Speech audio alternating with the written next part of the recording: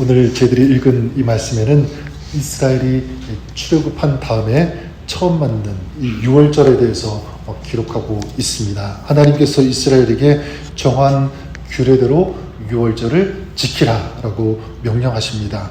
2절과 3절에 보면 이스라엘 자손에게 유월절을 그 정한 기일에 지키게 하라. 그 정한 기일 곧 이달 14째 날 해질 때에 너희는 그것을 지키되 그 모든 율례와 그 모든 규례대로 지킬지니라. 유월절, 이스라엘이 출애굽할 때 애굽에게 임한 이 재앙에서 이스라엘을 피하게 하신 이 사건을 기념하여 지키는 절기가 바로 유월절이죠. 출애굽기 12장에 이 유월절 사건이 나오게 되는데 애굽 사람의 집에서는 장자가 죽는 이 심판이 진행될 때 이스라엘에게는 그 심판이 피해 갔습니다. 하나님의 말씀대로 이스라엘 회중이 양을 잡고 그 피를 그 집 좌우 문설주 임방에 발랐더니 죽음의 칼날이 이스라엘을 넘어간 바로 그 사건, 이것이 바로 유월절입니다. 하나님은 그 유월절을 지키라. 너희는 그것을 지키되 모든 율례와 그 모든 규례대로 모든 사람들이 예외 없이 이 유월절을 지키라고 말씀합니다. 자, 그러면 이스라엘 백성들에게 유월절을 지키라고 하신 명령이 오늘 우리에게는 상관이 있을까요, 없을까요? 네, 있습니다. 왜냐하면 예수님께서 우리의 유월절에 어린 양이 되어주셨기 때문인 줄 믿습니다. 우리를 위해 피 흘려 주셨기 때문에 죽을 수밖에 없는 우리였는데 살아날 수 있었다라는 이 사실, 이 유월절의 역사 지금도 계속되고 있고 우리는 그 유월절의 은혜를 받았기 때문에 그렇습니다. 출애굽기 12장 14절에 보면 너희는 이 날을 기념하여 이렇게 말씀하고 있습니다. 이 날을 기념하여 기억하라는 그런 의미겠죠. 무엇을 기억하라는 것입니까? 하나님의 은혜를 기억하라. 유월절 사건 그 전적인 하나님의 은혜 역사인 줄 믿습니다. 그래서 유월절 사건의 가장 중요한 핵심은 심판이 패스오버된 것, 넘어간 것, 그것도 아니고 이스라엘 백성들이 양의 피를 바른 것도 아니고 가장 중요한 핵심은 양이 죽은 것이라고 생각합니다.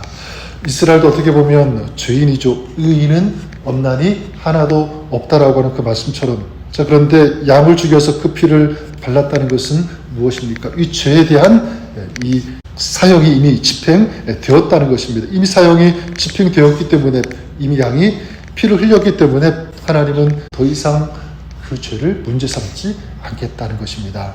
이스라엘의 장자는 그래서 죽지 않았습니다. 왜냐하면 그들이 스스로 잘나서 의로워서가 아니라 전적인 하나님의 은혜 때문이라고 믿습니다. 이 어린 양의 피는 예수 그리스도의 피를 예표하죠. 우리가 죄인임에도 불구하고 예수 그리스도의 보혈로 말미암아 우리가 죽임을 당하지 않고 구원을 얻게 된 줄 믿습니다. 여러분, 죄가 얼마나 무섭습니까? 하나님의 독생자 예수 그리스도가 십자가에서 죽으실 만큼 죄는 이렇게 무서운 것입니다. 자, 그렇기 때문에 이 죄를 향한 하나님의 진노도 마땅한 것입니다.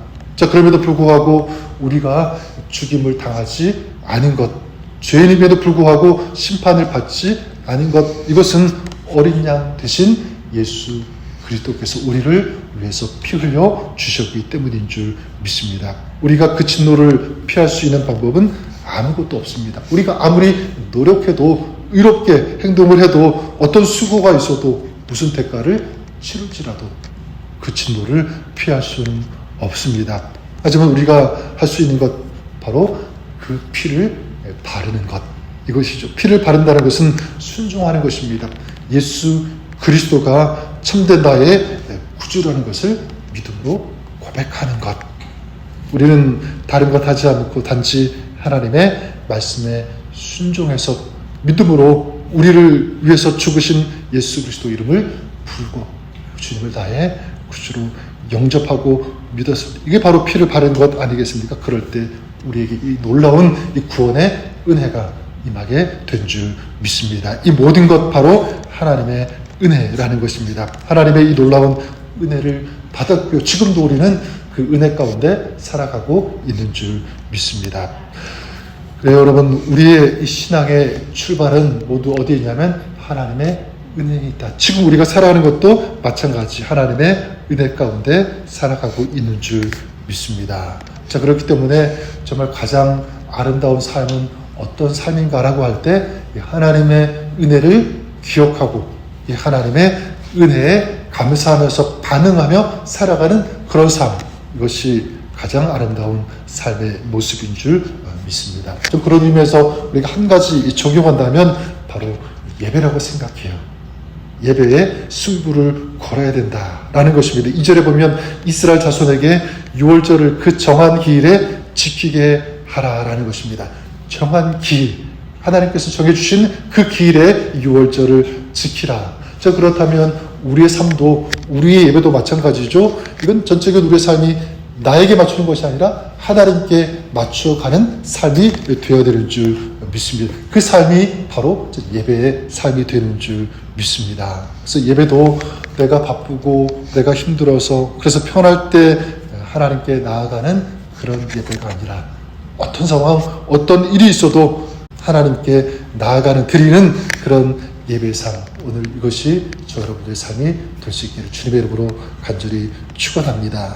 이스라엘의 역사를 보면 다시 새롭게 되고 다시 일어나고 강건하게 되는 그 순간마다 일어났던 그 운동은 어떤 운동이냐면 바로 유월절을 지키는 이 운동, 이 무브먼트였습니다.